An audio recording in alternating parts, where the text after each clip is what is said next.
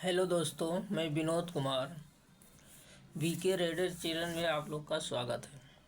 दोस्तों, मैं आज का जो हमारा टॉपिक है भारतीय संविधान, भारत का सबसे पवित्र ग्रंथ भारतीय संविधान। भारतीय संविधान पे आज हम चर्चा करेंगे और उसके कुछ जो रूल है या उसके कुछ प्रस्तावों पे जो दर्शाया गया है उस पे हम कुछ प्रकाश डालते हैं। तो हमारा भारत का सबसे पवित्र ग्रंथ भारतीय संविधान है। भारतीय संविधान हमारे भारत को, पूरे देश को एक गणराज्य बन और हर एक नागरिकों को समानता का अधिकार दिलाता है। तो देखते हैं इसके प्रस्तावना पर क्या है।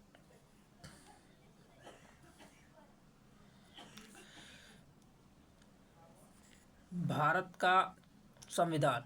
हम भारत के लोग भारत को एक संपूर्ण प्रभुत्व संपन्न समाजवादी पंथ निरपेक्ष लोकतंत्रात्मक गणराज्य बनाने के लिए तथा उसके समस्त नागरिकों को सामाजिक, आर्थिक और राजनैतिक न्याय, विचार, अभिव्यक्ति, विश्वास, धर्म और उपासना की स्वतंत्रता प्रतिष्ठित या अवसर की समानता प्राप्त करने के लिए तथा उन सब में व्यक्ति की गरिमा, राष्ट्र की एकता और अखंडता सुनिश्चित करने वाली बंधुता बढ़ाने के लिए दृढ़ संकल्प होकर अपनी इस संविधान सभा में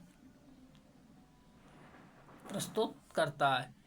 मतलब भारत का जो हमारा संविधान है सभी नागरिकों के लिए, सभी भारत के सभी व्यक्तियों के लिए समानता का अधिकार, समाजवादी पंथ निरपेक्ष लोकतंत्रात्मक गणराज्य का स्वतंत्रता का अधिकार देता है और उसे अधिकार के तौर पर समस्त नागरिकों को सामाजिक, आर्थिक और राजनीतिक न्याय का प्रावधान करता है।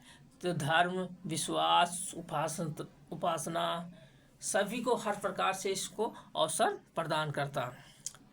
तो इस संविधान को हम संविधान सभा में प्रस्तुत किया किस तारीख को, तो इस संविधान सभा को जो प्रस्तुत किया संविधान सभा तारीख 26 नवंबर 1949 को संविधान सभा में हम अपने भारतीय संविधान को, पवित्र ग्रंथ को प्रस्तुत किया। इसमें मित्र मार्गशीर्ष शुक्ल 7वीं संवत 2006 विक्रमी को इतत द्वारा इस संविधान को अंगीकृत,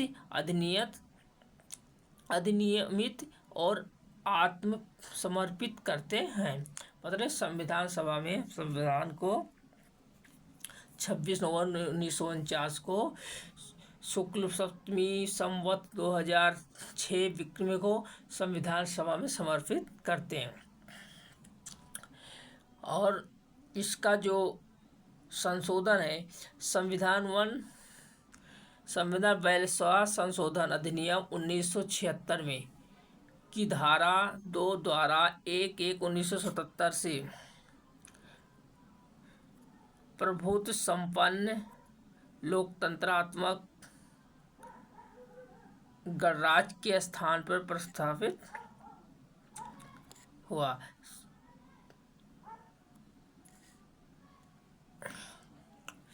संविधान 42वां संशोधन अधिनियम 1976 की धारा 2 द्वारा 3/1/1977 को राष्ट्र की एकता के स्थान पर प्रस्तावित।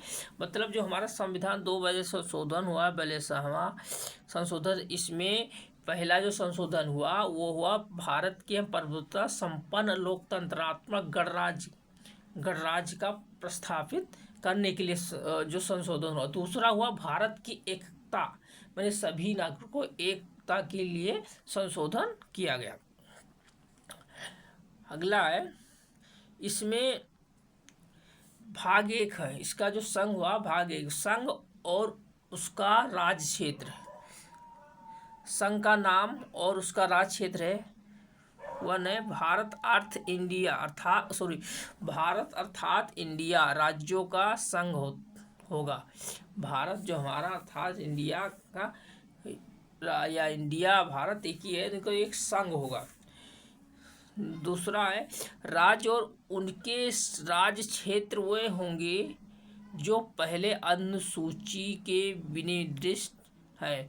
भारत के राज्य क्षेत्र में का है राज्यों के राज्य क्षेत्र मैंने जो हमारा राज्य जो है उसके राज्य के क्षेत्र में क्या है खंड खा है पहली अनुसूची में विनिर्दिष्ट संघ राज्य क्षेत्र और गांव में ऐसे अन्य राज्य क्षेत्र जो अर्जित किए गए समाविष्ट होंगे।